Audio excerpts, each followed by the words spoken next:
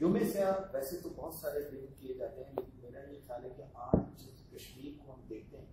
اور جس کشمیر کو ہم جلتا ہوا دیکھتے ہیں، وہاں کی کشمیر کی وادی کو جلتا ہوا دیکھتے ہیں، وہ وادی جسے جنت نظیر کا نام دیا جاتا ہے، وہ وادی کے جس کے چنار کے پتوں کی بات کی جا رہی ہے، وہ وادی کے جس کی خوشبو جو ہے وہ پاکستان تک آتی ہے، وہ وادی کے جس کا پانی پاکستان تک پہنچتا ہے،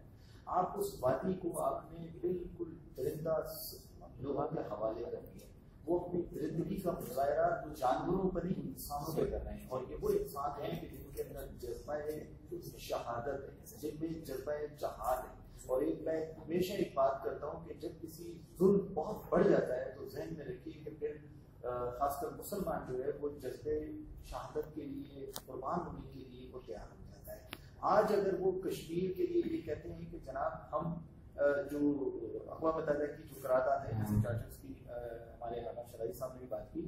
کبھی بھی آج تک انڈیا نے اس کے ماننے سے اتنے پینترے بدلے ہیں، اور کبھی وہ کسی نہ کسی طریقے سے وہ اس قرارداد سے بائی پاس کر دیتا ہے۔ ریزنز کہ ان کا جو سلسلہ کار ہے یا سفارتکاری ہے، نہ جانے وہ ہم سے زیادہ مضبوط ہے، یا نہ جانے وہ چونکہ ان کے بہت قریب ہیں کہ جو پاکستان کے مخالفین ہیں۔ اب اس وقت چونکہ ہم سی پیک کی طرف جا رہے ہیں تو میں سمجھتا ہوں کہ اب کشمیر کا فیصلہ ہو جانا چاہیے۔ ہم نے جتنی نوجوانوں کی قربانی دینی تھی وہ دے دی، اب میں سمجھتا ہوں کہ انڈیا کو اپنی اس بدماشی سے اور اس زبردستی سے باز آ جانا چاہیے، اور انشاءاللہ تعالی اگر جیسے گورنمنٹ آف سندھ نے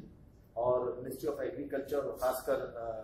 ٹورزم اپنا نیشنل ثقافت نے یہ جس طریقے سے رکھا ہے پروگرام، اس طرح میرا خیال ہے کہ دوسری جتنی بھی منسٹریز ہوں گی انہوں نے بھی رکھے ہوں گے۔ یہ آواز بہت بلند ہو رہی ہے، لیکن میں یہاں ایک بات کہتا چلوں کہ جس طریقے سے آج کا جو مجھے محسوس ہوا یوتھ فورم فار کشمیر نے جس طریقے سے اس کو منایا ہے، بلکہ خاص کر یہ جو بلیک ڈے ہے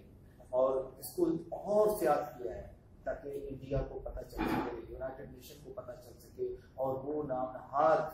تنظیمیں جو ہمیشہ بات کرتی ہیں انسانیت کی ان کو پتہ چل سکے۔ مجھے یہ سمجھ میں آج تک نہیں آتا کہ ہم اگر دیکھیں یورپین کنٹریز کو تو وہ جانوروں سے بھی پیار کرتے ہیں، ہمارا پیار کہاں چلا گیا؟ ہم انسانوں سے کیوں نہیں پیار کرتے؟ کیا ہم مسلمان ہونا ہمارے لیے گناہ ہے اور کشمیری ہونا کیا اس سے بھی بڑا گناہ ہے؟ تو میں سمجھتا ہوں کہ آج ایک قرارداد ہم پیش کرتے ہیں اور اس قرارداد میں یہ رکھتے ہیں آغا صاحب آپ کی اجازت سے کہ کشمیر کو